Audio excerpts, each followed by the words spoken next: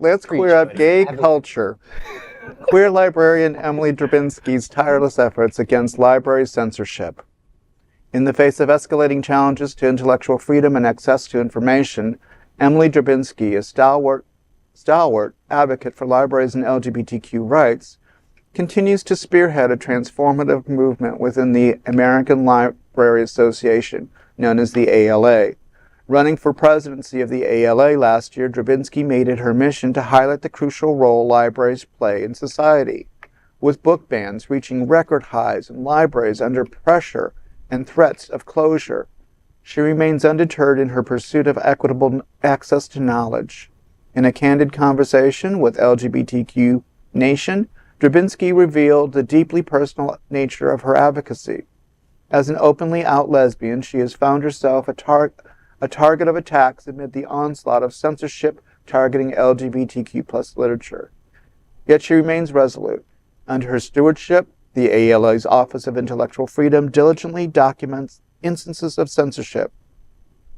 While the Unite Against Book Bans campaign equips advocates with the tools needed to defend the right to read, Drabinski's proactive approach extends beyond rhetoric, as she travels extensively to engage with librarians nationwide and has established a task force dedicated to addressing the challenges faced by LGBTQ+ library workers. Drawing from her own experiences of facing personal attacks, she emphasizes the importance of visibility and solidarity within the LGBTQ+ community. So piggybacking for 2 seconds on our last conversation about politics, we now have book bans. Mm-hmm. We have a lack of history. We don't want to look at history. This woman is bravely doing that, and she's doing her damnedest to make sure the LGBTQ+ community is a part of that acknowledgement of the, the benefits of literature, of all literature. Well, to be fair, safely. some of that was done at the state level, yes, not at the federal. But that's where it's needed, because reading scores and education in general is such a low right now. So people like her, I applaud. I'm in love with her. I love her look, first of all. She's adorable. Love a good librarian. She has the best blouse. Yes, I love a good blouse. She's amazing for doing this. She's a hero for doing this, and it's terrifying with all the bans on books.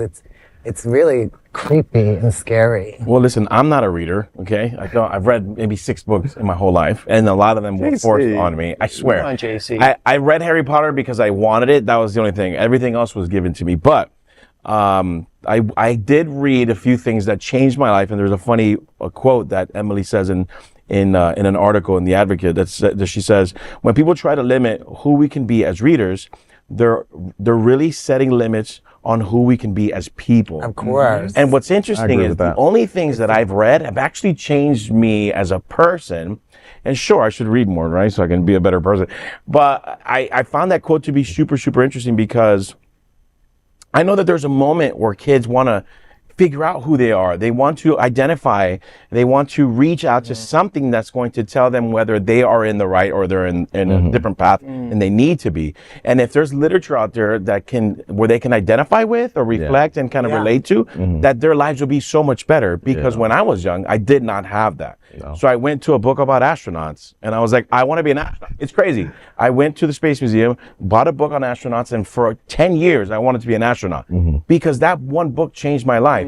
But if I had a book that could tell me that it was okay, that I liked my gym teacher, or that I was excited about my boyfriend, my friend boy, then I would have had an easier escape than the reality that I faced internally. Yeah. But see, I'm going to give you a situation. I came out because of a book. Oh, see, right. And I'm old enough because we didn't have the games, we didn't have all, we didn't have the video games and all that. What book? The Front Runner.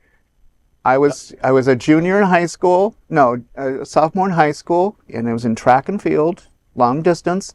And I stumbled across it by just literally finding it in the library. Nobody directed me to it.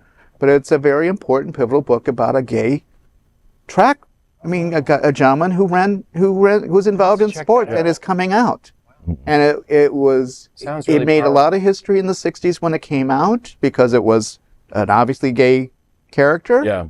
There was no discussion. It was like you watch the gentleman move from am I gay to having, discovering his sexuality to dating and the failures of dates and the success of dates and the reality of the 60s and 70s. Yeah, because it's scary out here. It's important that we read, and that that's what makes this so important, because had I not stumbled upon that book, I would never have gone, oh shit, I'm not alone. And shout out to librarians just doing their thing, because you know what, that's it's a tricky place to be right now. The library. Banning books is like trying to control society. Well, banning books is revisionist history, because you can sit here and claim anything you want. Right. If you don't go back and do the homework. That's why I keep saying, when you get a fact, challenge that fact, read that fact.